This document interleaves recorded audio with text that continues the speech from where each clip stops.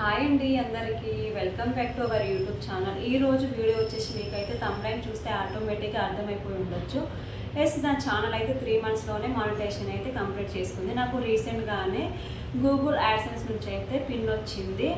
అయితే కొత్తగా YouTube channel start చేసే వాళ్ళకైతే నా స్టోరీ యూజ్ అవుతుందని నేనైతే ఈ వీడియో తీస్తున్నాను. నా ఛానల్ని ఫస్ట్ టైం ఎవరైనా చూస్తున్న వాళ్ళైతే ప్లీజ్ సబ్స్క్రైబ్ చేసుకోండి. అయితే యూట్యూబ్ ఛానల్ స్టార్ట్ చేసే వాళ్ళైతే ముందుగా మెయిన్గా తెలుసుకోవాల్సిన విషయాలు అయితే ఒక త్రీ ఉన్నాయండి. ఫస్ట్ అయితే మానిటైజేషన్, సెకండ్ అయితే రీయూజ్డ్ కంటెంట్, థర్డ్ వచ్చేసి స్ట్రైక్ ఎందుకు పడుతుంది, అసలు స్ట్రైక్ పడితే ఏం జరుగుతుందని ఈ 3 విషయాల గురించి అయితే నేను ఈ వీడియోలో మీతో షేర్ చేసుకుంటాను. ఫస్ట్ మానిటైజేషన్ అంటే ఏంటిది? మానిటైజేషన్ అంటే మనం లాంగ్ వీడియోస్ ద్వారా చేసుకోవచ్చు, అలాగే షార్ట్స్ వల్ల కూడా చేసుకోవచ్చు. లాంగ్ వీడియోస్ వల్ల ఏంటిదంటే 4000 వాచ్ అవర్స్ 1 year లోపు రావాలి. 1 year లోపు వస్తే మన ఛానల్ అనేది మానిటైజేషన్ అయితే అయిపోతుంది. ఒకవేళ 1 year క్రాస్ అయిపోతే మనకు వచ్చిన వాచ్ అవర్స్ అనేవి లెస్ అయిపోతాయి. అలాగే షార్ట్స్ వల్ల ఎట్లా అంటే షార్ట్స్ అంటే 3 monthsలో 1 crore వ్యూస్ అయితే రావాలి. 1 crore వ్యూస్ వస్తే ఫుల్ మానిటైజేషన్ అయితే అయిపోతుంది. ఒకవేళ 1 crore వ్యూస్ రాకపోతే ఒక 70 lakhs 80 lakhs వ్యూస్ వస్తే 3 months క్రాస్ అయిపోతే ఆ వ్యూస్ అనేవి క్రాస్ అయిపోతాయి. ఫుల్ మానిటైజేషన్ ఉంటుంది, మినీ మానిటైజేషన్ అయితే ఉంటుంది. మినీ మానిటైజేషన్ అంటే ఏంటిదంటే 3 months లోపు 30 lakhs వ్యూస్ వస్తే షార్ట్స్ వల్ల మినీ మానిటైజేషన్ అయితే అయిపోతుంది. దానివల్ల మనం అయితే సూపర్ థ్యాంక్స్ని అలాగే మెంబర్షిప్ అయితే పొందొచ్చు. అలాగే long videos 3000 watch hours, long వీడియోస్కి 3000 వాచ్ అవర్స్ వల్ల మినీ మానిటైజేషన్ అయితే చేసుకోవచ్చు. కాకపోతే ఈ మినీ మానిటైజేషన్ వల్ల అయితే రెవెన్యూ అయితే రాదు. నా ఛానల్ అయితే 3 monthsలోనే షార్ట్స్ వల్ల మానిటైజేషన్ అయితే అయిపోయింది. రీయూజ్డ్ కంటెంట్ వీడియోస్ అంటే ఏంటో నేను చెప్తాను. రీయూజ్డ్ కంటెంట్ అంటే మనం మెయిన్గా యూట్యూబ్ స్టార్ట్ చేసినామంటే మన ఓన్ వీడియోసే పెట్టాలండి. వేరే వాళ్ళ ఛానల్ నుంచి వీడియోస్ అయితే తీసి అస్సలు పెట్టొద్దు. మన ఓన్గా ఏ వీడియో అయినా కానివ్వండి. మెయిన్గా మనం సాంగ్స్ కాకుండా మన ఓన్ వాయిస్ ఇస్తే ఇంకా చాలా బెటర్ అండి. ఇలా మనం వేరే వాళ్ళ ఛానల్ నుంచి వీడియో డౌన్లోడ్ చేసి మన ఛానల్లో పెడితే రీయూజ్డ్ కంటెంట్ అనేది వస్తుంది. రీయూజ్ కంటెంట్ రావడం వల్ల మన ఛానల్ అనేది మానిటైజేషన్ అయితే అవ్వదండి.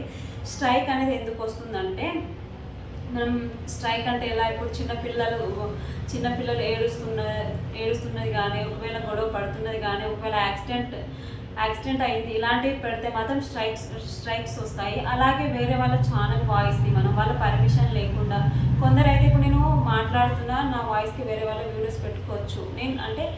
కొందరైతే ఇట్లా ఇష్టం లేకుండా వాళ్ళు స్ట్రైక్ చేస్తారు. అట్లా స్ట్రైక్ చేయడం వల్ల మన ఛానల్కి అయితే వార్నింగ్ వస్తుంది. వార్నింగ్ వచ్చి 90 days ట్రైనింగ్ తీసుకున్న తర్వాత మళ్ళీ నార్మల్కి వస్తుంది. ఇలా 3 times అయితే ఛానల్ అనేది డిలీట్ అయిపోతుంది. కావున నేను లాస్ట్గా చెప్పేది ఏంటిదంటే మనం వేరే వాళ్ళ వాయిస్కి పెట్టకుండా, వేరే వాళ్ళ వీడియో పెట్టకుండా మన ఓన్ వీడియోస్, మన ఓన్ కంటెంటే మన వాయిస్ తోటి మనం ఎన్ని వీడియోస్ అయినా పెట్టుకోవచ్చు. మన ఛానల్కి అయితే ఎలాంటి ప్రాబ్లం అయితే రాదు. మరి ఇవన్నీ చెప్తున్నాను. మరి నేనైతే నా ఓన్ వాయిస్తో అయితే పెట్టలేదు. నేనైతే ఇప్పుడిప్పుడే తెలుసుకుంటున్నాను. కాబట్టి ఇప్పటి నుంచి అయితే నేను షార్ట్ వీడియోస్కి అయితే అసలు సాంగ్సే పెట్టడం లేదు. ఓన్లీ నా వాయిస్ ఓవరే పెడుతున్నాను. మెయిన్గా ఇంకో విషయం అయితే నేను చెప్పడం మర్చిపోయాను. కాపీరైట్ అనేది ఎందుకు పడుతుందంటే మనం లాంగ్ వీడియోస్కి అస్సలే మూవీ సాంగ్స్ అనేది అస్సలు యాడ్ చేయొద్దండి. ఓన్లీ మన వాయిస్ అలాగే మన కంటెంట్ ఇవి రెండే ఉండాలి. మూవీ సాంగ్స్ కానీ వేరే వాళ్ళ వీడియోస్ కానీ అస్సలు పెట్టొద్దు. మెయిన్గా లాంగ్ వీడియోస్కి అయితే మన ఓన్ వాయిస్, మనం క్రియేటివిటీ. ఇప్పుడు నేను నా యూట్యూబ్ ఛానల్ మానిటైజేషన్ గురించి అయితే చెప్తున్నాను.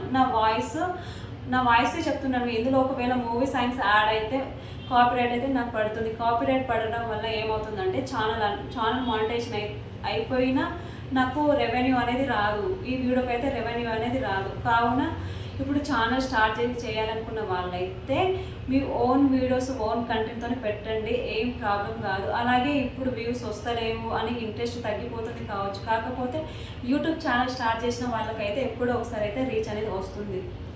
అయితే నా యూట్యూబ్ జర్నీ విషయానికి వచ్చేస్తే నా యూట్యూబ్కి అయితే 3 monthsలో అయితే 2.5 monthsకే నాకైతే 1 crore వ్యూస్ అయితే వచ్చాయి షార్ట్స్కి. అప్పుడైతే ఫస్ట్ అయితే నేను ఫోన్ నెంబర్ వెరిఫికేషన్ చేసుకోండి అని నాకు నోటిఫికేషన్ అయితే వచ్చింది. అయితే నేను ఫోన్ నెంబర్ వెరిఫికేషన్ చేసుకున్న తర్వాత నాకైతే మానిటైజేషన్ అప్లై చేసుకోండి అని మళ్ళీ మెయిల్ వచ్చింది. మెయిల్ వస్తే నేనైతే ఫస్ట్ ఈ మానిటైజేషన్ ప్రాసెస్ వచ్చేసి 3 steps అయితే ఉంటాయి. ఫస్ట్ స్టెప్ అయితే ఏముండదు, టిక్ చేసుకోవడమే. సెకండ్ స్టెప్ వచ్చేసి మనం గూగుల్ యాడ్సెన్స్లో యాడ్సెన్స్ అకౌంట్ అనేది క్రియేట్ చేయాలి. ఈ యాడ్సెన్స్ అకౌంట్లో మనం మన ఇన్ఫర్మేషన్, మన నేమ్, అలాగే మనం విలేజ్ మన అడ్రస్, ఇలా మన ఇన్ఫర్మేషన్ అయితే ఇవ్వాలి. అయితే ఆ యాడ్సెన్స్ అకౌంట్లో మెయిన్గా నేమ్ అనే దగ్గర చాలామంది అయితే వాళ్ళ ఛానల్ నేమ్ అయితే ఇస్తారు. ఈ పొరపాటు అయితే చాలామంది చేస్తారు. అది కాదండి, నేమ్ అనే దగ్గర మన నేమ్, మన బ్యాంక్ అకౌంట్లో ఎలా ఉందో నేమ్, ఆ నేమ్ అయితే ఇవ్వాలి. తర్వాత మన అడ్రస్ ఇచ్చేయాలి. దాని తర్వాత యూఎస్ ట్యాక్స్ ఫామ్ కూడా ఫిల్అప్ చేసుకోవాలి. నేనైతే నాకు యూట్యూబ్ మానిటైజేషన్ అయ్యేటప్పుడు అయితే నేను ఎవరి హెల్ప్ తీసుకోలేదండి. నాకు చాలా అంటే చాలా కష్టమైంది. నేనైతే యూట్యూబ్లో చూసుకొని మాధురి టెక్ ఛానల్ ఆమెను ఫాలో అయ్యాను. ఆమె చెప్పినట్టే నేను నాకు ఎక్కడెక్కడ డౌట్స్ ఉన్నాయో ఆమె వీడియో ప్లే చేసుకుంటూ నేనైతే నా ఛానల్ అయితే మానిటైజేషన్ అయితే చాలా కష్టపడి చేసుకున్నాను. ఇంత రిస్క్ ఉంటుందా అని అనిపించింది నాకైతే. అయితే ఇప్పుడు నేను యూఎస్ ట్యాక్స్ ఫామ్ ఫిల్అప్ చేసుకున్నాను, యాడ్సెన్స్ అకౌంట్ క్రియేట్ చేసుకున్న తర్వాత ఇది యాడ్సెన్స్ అకౌంట్ మొత్తం ఫిల్అప్ చేసిన తర్వాత ఓకే చేసిన తర్వాత ఇది మొత్తం రివ్యూలోకి వెళ్ళిపోయి నెక్స్ట్ 24 అవర్స్కి అయితే నాకు మెయిల్ వచ్చిందండి. ఏమంటే you are a YouTube partner అని నాకైతే మెయిల్ వచ్చింది. Congratulations Kannamma, you are a YouTube partner program అని వచ్చింది. అది చూడగానే నాకైతే చాలా హ్యాపీ అనిపించిందండి. దాని తర్వాత ఒక 15 డేస్ 20 డేస్కి అయితే 50 డేస్ 20 డేస్కి అయితే నాకు $10 అయితే వచ్చాయి. ఇప్పుడు మనకు పిన్ను రావాలంటే ఫస్ట్ మన అకౌంట్లో $10 అయితే రావాలి. $10 వచ్చిన తర్వాత ఐడి వెరిఫికేషన్ చేసుకోవాలి. ఐడి వెరిఫికేషన్ సెకండ్ స్టెప్ వచ్చేసి మనం ఐడి వెరిఫికేషన్ చేసుకోవాలి. ఐడి వెరిఫికేషన్ ఎలా చేసుకోవాలంటే ఇప్పుడు ఒక మానిటేషన్ అయిపోయిన తర్వాత $10 ఎర్న్ చేసుకోవాలి. $10 ఎర్న్ చేసుకున్న తర్వాత మన ఐడి వెరిఫికేషన్ అయితే చేసుకోవాలి. నాకైతే ఒక 15 to 20 డేస్ పడ్డదండి $10 ఎర్న్ అవ్వడానికి. అలా ఎర్న్ అయిన తర్వాత నాకైతే మెయిల్ వచ్చింది, మీరు ఐడి వెరిఫికేషన్ చేసుకోండి అని. అయితే ఐడి వెరిఫికేషన్ చేసుకోవడానికి అయితే పాస్పోర్ట్, అలాగే driving licence, voter ID, passport, ఈ 4 ద్వారా అయితే మనం ఐడి వెరిఫికేషన్ అయితే చేసుకోవచ్చు. నేనైతే మా హస్బెండ్ అకౌంట్ ఇచ్చాను. మా హస్బెండ్ పాస్పోర్ట్ ద్వారా అయితే నేను ఐడి వెరిఫికేషన్ అయితే చేసుకున్నాను.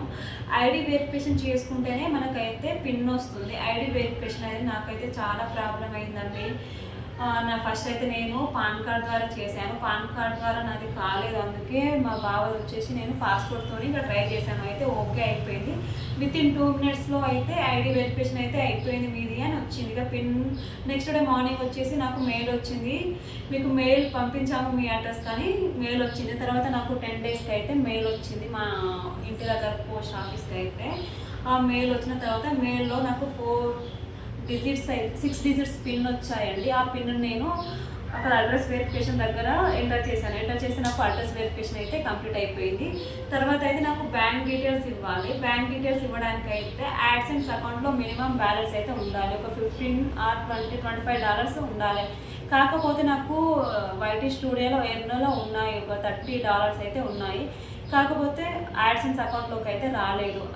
ఈ యాడ్సెన్స్ అకౌంట్లో మనీ అనేది 1 monthలో అయితే ట్రాన్స్ఫర్ అవుతుంది. ఇప్పుడు ఈ మంత్ వచ్చేసి ఏప్రిల్ కదా, April 11 to May 11 అనేది ట్రాన్స్ఫర్ అవుతుంది. కాబట్టి 11కి అయితే నాకు ట్రాన్స్ఫర్ అయ్యేటప్పుడు Feb 11కి కావచ్చు, Feb 11కి అయితే నాకు మనీ అలా ట్రాన్స్ఫర్ అయింది. దాని తర్వాత అయితే నాకు బ్యాంక్ డీటెయిల్స్ యాడ్ చేయండి అని నాకైతే మెయిల్ వచ్చింది. అప్పుడైతే నేను మా బావదైతే బ్యాంక్ డీటెయిల్స్ అయితే యాడ్ చేసేసానండి. ఇప్పుడు నాకైతే యూట్యూబ్ నుంచి అయితే పేమెంట్ అయితే ఏం రాలేదు. ఎందుకంటే నేను నా లాస్ట్ వీడియోలో చెప్పాను కదా, నేనైతే ఆస్ట్రాలజీ వీడియోస్ పెట్టాను.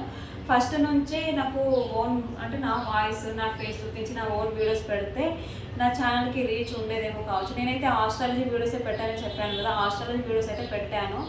దేవుని దయ వల్ల అయితే నాకు ఛానల్ మానిటైజేషన్ అయితే అయిపోయింది. కానీ మనీ అయితే రావడం లేదు. ఇప్పుడిప్పుడే నేను కెమెరా ముందు రావడానికి అయితే ట్రై చేస్తున్నాను. ఇప్పుడు కూడా కెమెరా ముందుకు వస్తున్నాను కానీ చాలా భయంతో వస్తున్నాను. ఇంకా అయితే నాకు అలవాటు కాలేదు, కొంచెం భయం వేస్తుంది. ఎవరికైనా ఇప్పుడు కొత్తగా యూట్యూబ్ ఛానల్ స్టార్ట్ చేసిన వాళ్ళకైనా అంతే. స్టార్టింగే కెమెరా ముందుకు రావాలంటే వాళ్ళు కూడా చాలా భయపడతారు. ఇప్పుడు నేను ఇచ్చే సజెషన్ ఏంటిదంటే, యూట్యూబ్ ఛానల్ స్టార్ట్ చేయాలనుకున్న వాళ్ళైతే డెఫినెట్గా స్టార్ట్ చేయండి. రీచ్ అనేది పక్కా వస్తుంది. కాకపోతే స్టార్టింగ్లో అయితే వ్యూస్ అనేవి అస్సలు రావు. డేకి ఒక 3 షార్ట్స్ అప్లోడ్ చేయండి. 3 డేస్కి ఒకసారి అయితే లాంగ్ వీడియో పోస్ట్ చేయండి. మెయిన్గా వచ్చేసి ఏంటిదంటే వేరే వాళ్ళ వీడియోలు అస్సలు పెట్టొద్దండి. మన వీడియోస్, మన ఓన్ వీడియోస్, మన ఓన్ వాయిస్తోనే పెట్టాలి. అలాగే లాంగ్ వీడియోస్కి అయితే మూవీ సాంగ్స్ అనేది అస్సలు అప్లోడ్ చేయొద్దు. మూవీ సాంగ్స్ అప్లోడ్ చేస్తే కాపీరైట్ పడుతుంది. కాపీరైట్ పడి మన ఛానల్ అయితే మానిటైజేషన్ అవ్వడం అనేది అస్సలు జరగదండి. ఇదైతే నా యూట్యూబ్ జర్నీ అండి. మీరు కూడా ఛానల్ స్టార్ట్ చేయాలనుకుంటే స్టార్ట్ చేయండి. నేను మర్చిపోయి నాకైతే యాడ్సెన్స్ నుంచి అయితే గూగుల్ పిన్ అయితే రావడం జరిగింది. ఈ పిన్ అండి, ఈ పిన్లో అయితే 4 చూస్తాను ఒక నిమిషం. ఈ పిన్లో అయితే 6 డిజిట్స్ నెంబర్స్ ఉంటాయి. ఈ 6 డిజిట్ నెంబర్ని అయితే అడ్రస్ వెరిఫికేషన్ దగ్గర ఇచ్చేస్తే అయిపోతుంది. ఈ పిన్ వచ్చేసిందంటే ఇక మనం ఆటోమేటిక్గా మానిటైజేషన్ ప్రాసెస్ అయితే మొత్తం కంప్లీట్ అయిపోయినట్టే. Thanks for watching. Please support me. Please subscribe my channel.